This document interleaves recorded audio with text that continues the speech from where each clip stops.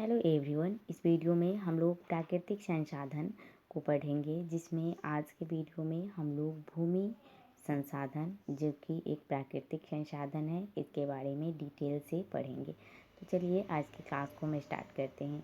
देखिए, हम भूमि पर निवास करते हैं और हमारा आर्थिक क्रियाकलाप भी जो है वह इसी पर जो है वह किया जाता है।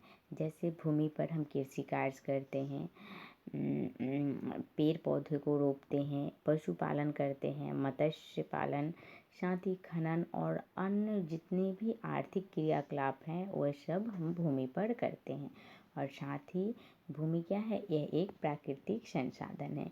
इतने व्यापक रूप और उपयोगी होने के बावजूद भी जो है वो भूमि क्या है, एक सीमित संसाधन है। ठीक है। और भूमि संसाधन के कई भौतिक स्वरूप हैं, यानी कि भूमि के कई फिजिकल जो स्वरूप हैं। जैसे भूमि पर कहीं पर्वत है तो कहीं पठार है तो कहीं मैदान है। ठीक है। अब देखिए, जो भूमि है उस पे जो आप लोगों का 43% जो भाग है वह मैदानी इलाका है। साथ ही जो 30% जो भाग है वह पर्वत है और 27% जो भाग है वह क्या है, वह पठार है।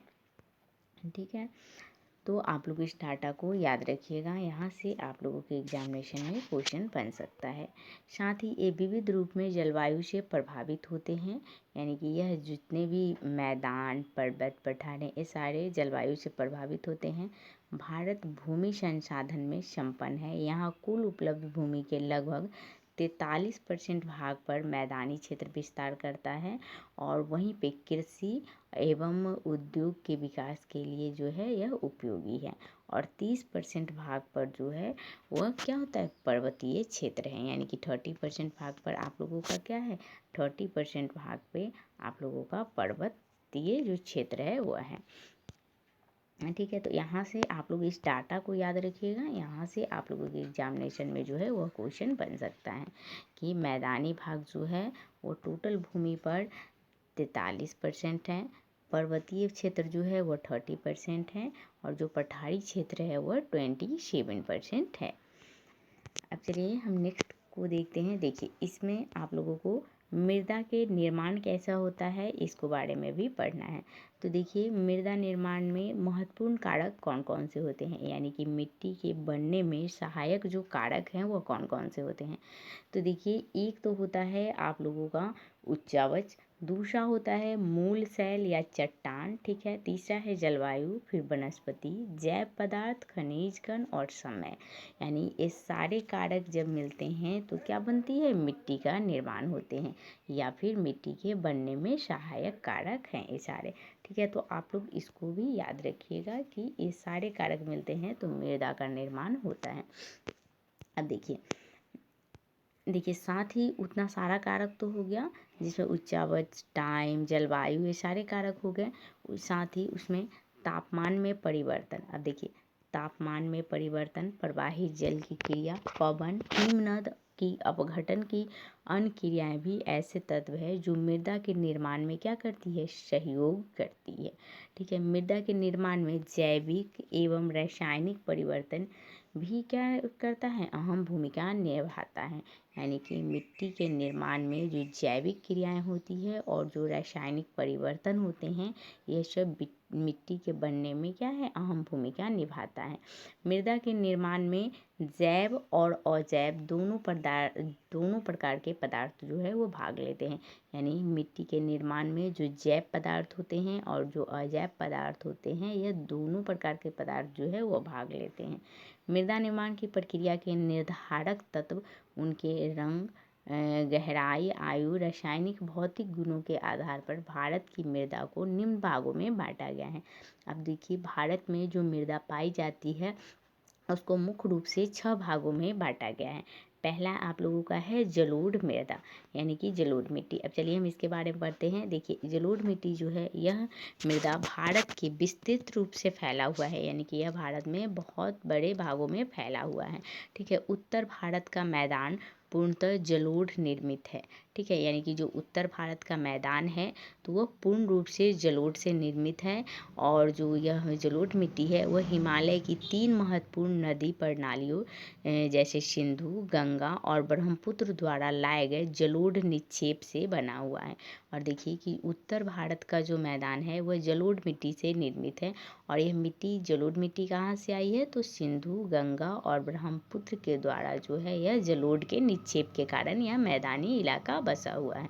साथ ही राजस्थान एवं गुजरात में भी एक सक्रिय पट्टी के रूप में इस मृदा का प्रसार है।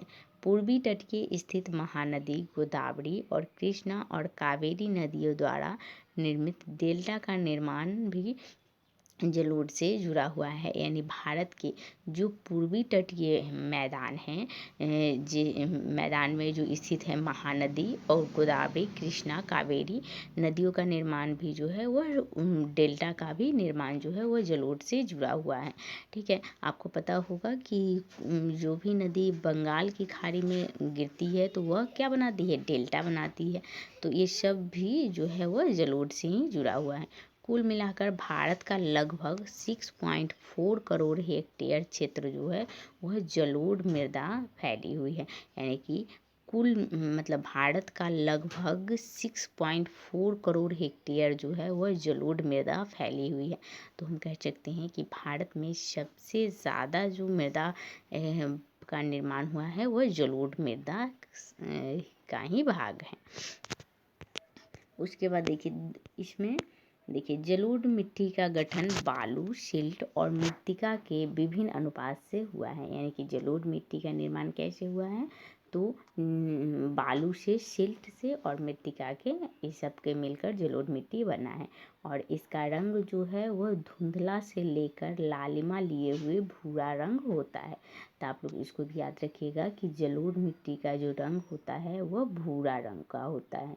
इस मृदा के कण नदी मुहाने से घाटी में ऊपर और क्रमशः बड़े होते जाते हैं। ऐसी मृदाएं पर्वत प्रदीपीय क्षेत्र के बड़े मैदानों जैसे द्वार, चौड़, तराई में आमतौर पर मिलती है। इनके कणों पर घटकों के अलावा मृदा की पहचान इनके आयु से भी होती है। आयु के आधार पर जलोढ़ मृदा दो प्रकार का है। अब देखिए आयु के आधार पर जलोढ़ मृदा को 2 भागों में बांटा गया है। पहला है पुराना जलोढ़, दूसरा है नवीन जलोढ़। अब देखिए पुराने जलोढ़ में कंकर एवं बजरी की मात्रा जो है वह अधिक होती है, जिसे हम लोग बांगर कहते हैं।